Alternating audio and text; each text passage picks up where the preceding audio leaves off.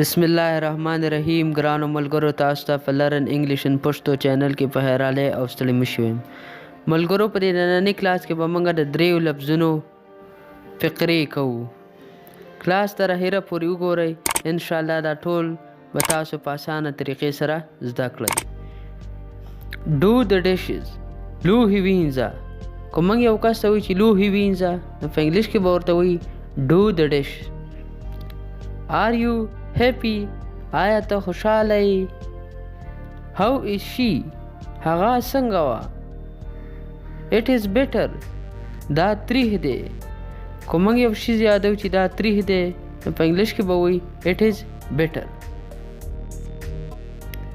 I swear زه قسم خورم go on خبره جاری ساته what's going on څه روان دي که موږ د یو کس نه تپوس کو چې څه روان دي نو په انګلیش کې به ورته وایي what's going on carry on کار جاری ساته یا کار روان ساته که موږ یو کس ته وایي چې هلکه کار روان ساته نو په انګلیش کې به ورته وایي carry on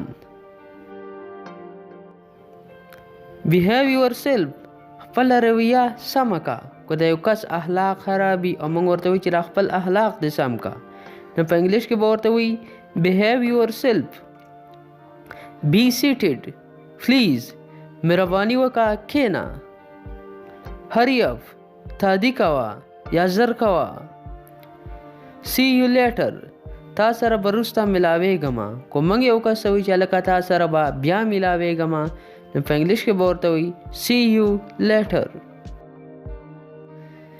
attention please توجه وکړه I am delighted زه خوشحاله شوم که موږ یو کس ته وایو چې زه خوشحاله شوم د هغې دپاره ورته موږ استعمالولی شو I am delighted د خوشحالۍ دپاره په انګلیش کې ډېر لفظونه دي انشاءالله په دې به زه تاسو ته یو بل نوی کلاس جوړوم It's clean دا صفا دی که موږ یو شی یادو چې دا صفا دی نو په انګلیش کې به وایي It's clean We found him موږ هغه پیدا کړو که یو کس ورک شوی نو موږ وایو چې موږ هغه پیدا کړو نو په انګلیش کې به وایي We found him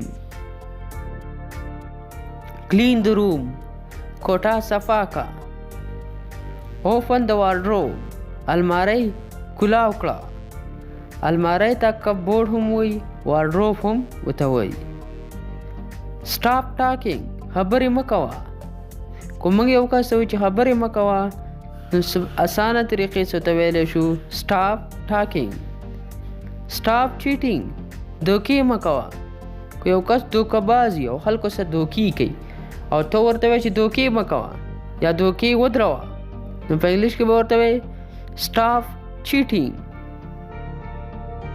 He needs this هغه ته د دې ضرورت دی که موږ یو څیز یادو چې هغه ته د دې ضرورت دی نو په انګلیش کې به وایي He needs this I am sick زه ناجوړه یم که موږ یو کس ته وایي چې زه بیمار یم یا ناجوړه یم نو په انګلیش کې به ورته وایي I am sick It is delicious دا ډېر مزیدار دی که یو څیز موږ یادو چې دا خو ډېر مزیدار دی نو په انګلیش کې به وایي It is delicious This is a trap دا جال دی که موږ یو څیز یادو چې دا جال دی یعنی دی کې خل هر څه رانیسي نو په انګلیش کې به ورته وایي This is a trap Speak out وایه که موږ یو کس وایو چې وایه یا خبره کوه نو په انګلیش کې به ورته وایي Speak out Wait here دلته ودرېږه یا دلته انتظار وکړه Get off کوزېدل یعنی د یو څیز نه کوزېدل یا موږ په ګاډي کې ناست یو د ګاډي نه هغه کوزېدلو ته څه وایي Get off Look ahead مخکې ګوره که موږ یو کس وایو چې هلکه مخکې ته ګوره نو په انګلیش کې به ورته وایي Look ahead What is your name ستا نوم څه دی یا ستا نامه څه ده نو په انګلیش کې به ورته وایي What is your name Who are you ته څوک یې که موږ د یو کس نه پوښتنه کوو چې هلکه ته څوک یې نو په انګلیش کې به ورته وایي Who are you What is it دا څه دي که یو کس سره یو څیز ورسئ او موږ یې نه پیژنو او موږ له هغه نه پوښتنه کوو چې دا څه دي، نو په انګلیش کې به ورته وایي what is it. what time is it. وخت څه دی، یعنی څه وخت شو اوس. که موږ د یو کس نه تپوس کوو چې اوس څه وخت دی یا اوس څه وخت شو، نو په انګلیش کې به ورته وایي what time is it. you make lame excuse. ته فضول بهانې جوړوي. که موږ یو کس ته وایي چې هلکه ته هو هسې فضول بهانې جوړوي، نو په انګلیش کې به ورته وایي you make lame excuse. slavery is curse. غلامي یو لعنت دی، یعنی یو کس د نورو خلکو غلامي کوي او موږ وایو چې غلامي یو لعنت دی، نو په انګلیش کې به وایي slavery is curse. farmer has no sickle. زمیندار سره لور نشته. they had a new plough. دوی سره نوې قلبه ده. I am thankful to you. زه ستا ډېر شکرګزار یم یا زه ستا ډېره مننه کوم. که موږ یو کس وایي چې زه ستا ډېر شکرګزار یم یا ډېره مننه کوم، نو په انګلیش کې به ورته وایي I am thankful to you. he has a forged note. هغه سره جعلي نوټونه دي، یعنی هغه سره چې کم نوټونه دي هغه دیسي دي، کار نه ورکوي، نو په انګلیش کې به ورته وایي he has a forged note. am I not faithful. آیا زه وفادار نه یم. که موږ یو کس وایي چې آیا زه ولې وفادار نه یم، نو په انګلیش کې به ورته وایي am I not faithful. we are all Muslim. موږ ټول مسلمانان یو. که موږ په یو ځای کې او موږ یو کس ته وایي چې موږ ټول مسلمانان یو، نو په انګلیش کې به ورته وایي we are all Muslim.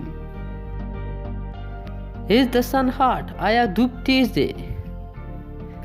where is he now. اوس هغه چرته دی. که موږ د یو کس نه د یو بل کس باره کې تپوس کوو چې هغه اوس چرته دی، نو په انګلیش کې به ورته وایي where is he now. when is train due. ګاډی کله راتلو واله دی. که موږ له یو کس نه تپوس کوو چې هلکه ګاډی به کله راځي یا کله راتلو واله دی، نو په انګلیش کې به ورته وایي when train is due. I was upset yesterday. زه پرون خفه وم. که موږ یو کس ته وایي چې پرون زما طبیعت ګډوډ یا زه خفه وم، نو په انګلیش کې به ورته وایي I was upset yesterday. don't panic. مه یریږه. که موږ یو کس وایي چې هلکه یریږم، نو په انګلیش کې به ورته وایي don't panic. do as I say. وکړه چې څنګه درته زه وایم.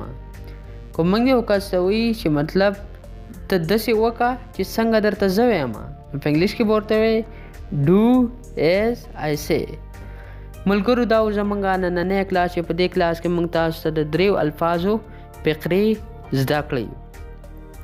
ملګرو زموږ چینل سبسکرایب کړئ، بیل آیکن هم پې وهئ، ځکه چې د انګلیسۍ د زده کولو دپاره به تاسو ته د دې چینل نه همداسې ویډیوګانې میلاویږي.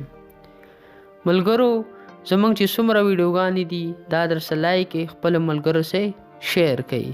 انشاءالله تاسو سره به په یو بل نوي کلاس کې ملاقات کیږي. د الله په امان.